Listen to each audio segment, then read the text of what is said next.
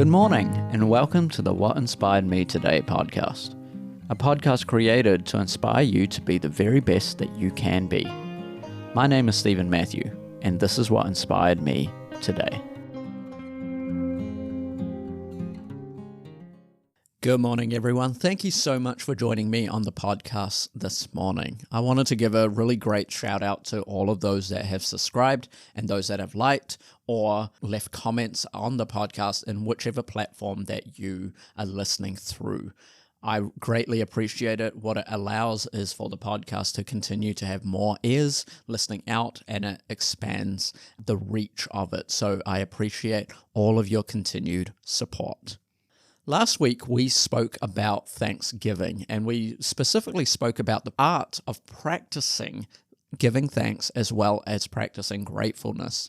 These are great things to continue to do to help us to grow in our own lives and to have satisfaction and develop a sense of peace in our lives.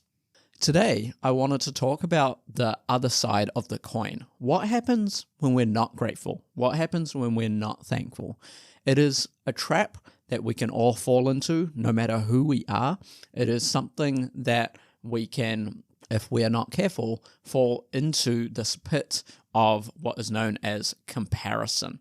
And so today I wanted to talk about avoiding or reducing our risk of falling into the comparison trap. The quote I wanted to share with you today is from a man named Jay Shetty. He says this: "Someone graduated at 22, but had to wait 5 years to get a good job. Someone became a great businessman at 25 and died at 50. Meanwhile, another person became a manager at 50 and lived to 90 with health. Someone remains single while someone else is getting married.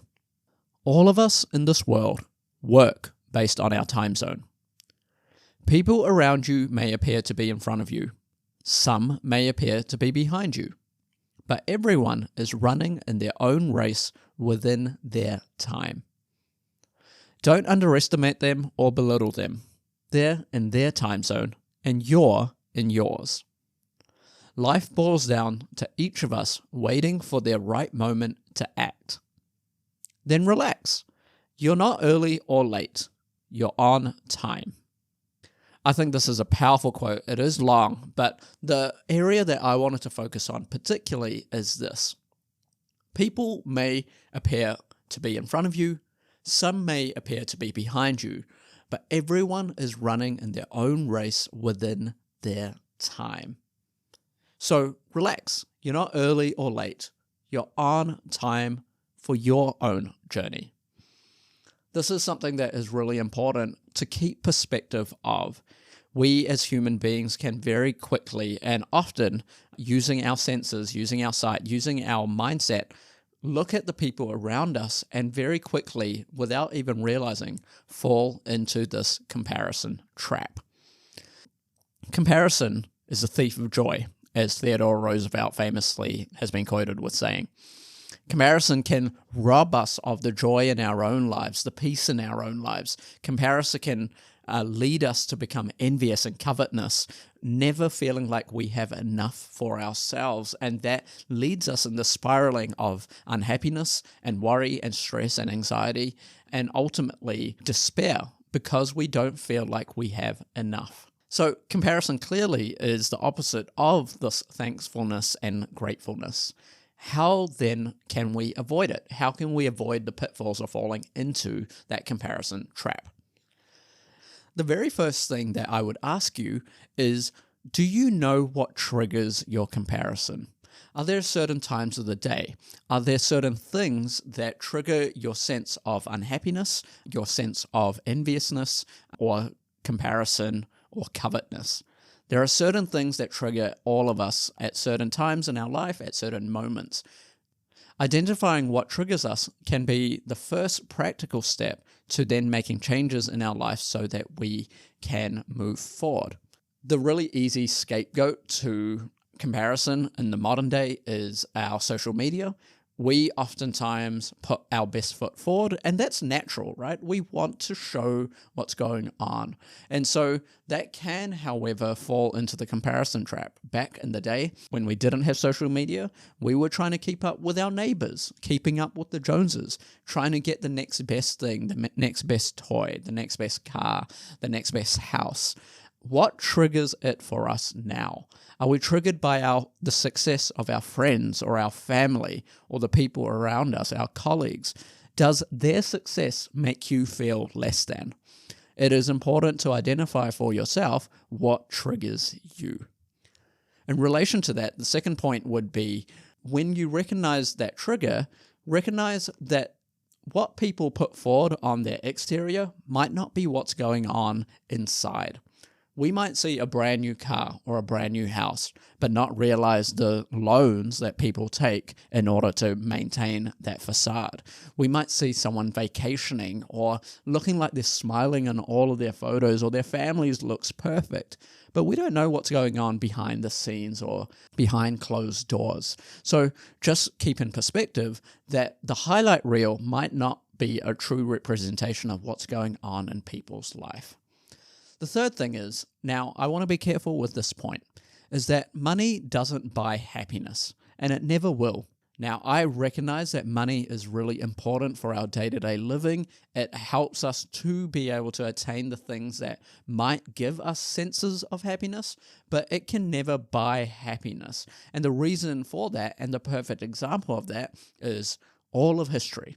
No matter who you see in history now, there are people that live in luxury. There are people that will have very little to work with, or rather have very little work to do, and they live in luxury. That is true.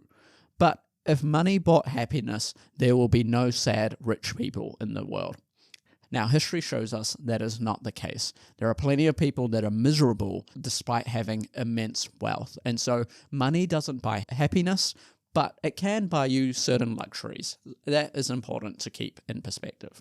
Now, to really avoid comparison and to actively fight against it, it is important to be grateful for the good things in our life and resist any lies that we might have in our own mind that says that we don't have enough. As we shared previously, if you start making a list of all the things that you have to be grateful for, that you have to be thankful for, your list will start to expand and it will grow, and you'll realize that you are immeasurably blessed in your life. And so that is something that cannot be bought.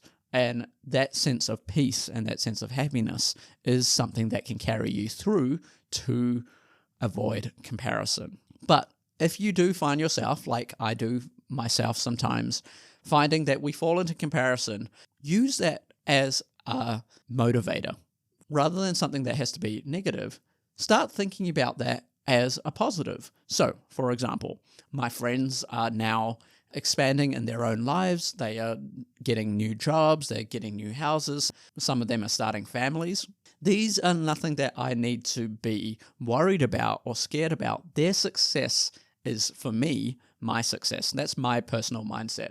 My friends, as they rise, it helps me to elevate my own sense of thinking. Because when I can see someone who is succeeding, someone who I know that I can talk to, that I can trust in, then I can now take the steps to succeed myself. And so rather than having a pity party for myself, I can use the success of the people around me as a motivator for my own success. And so that's another way to actively fight against it. So as a final encouragement to you, do not let comparison rob you of your own joy. You are a blessed person with gifts and talents and people that love you. Remember all of the good things, and then use comparison when it rears its head as a motivator for you to continue to pursue what is good. Money doesn't buy happiness, and it never will. And other people's highlight reels might not be what is actually going on in their lives. Become aware when you fall into the comparison trap. Elevate yourself beyond that comparison to gratefulness and thankfulness. With that said, have a great week.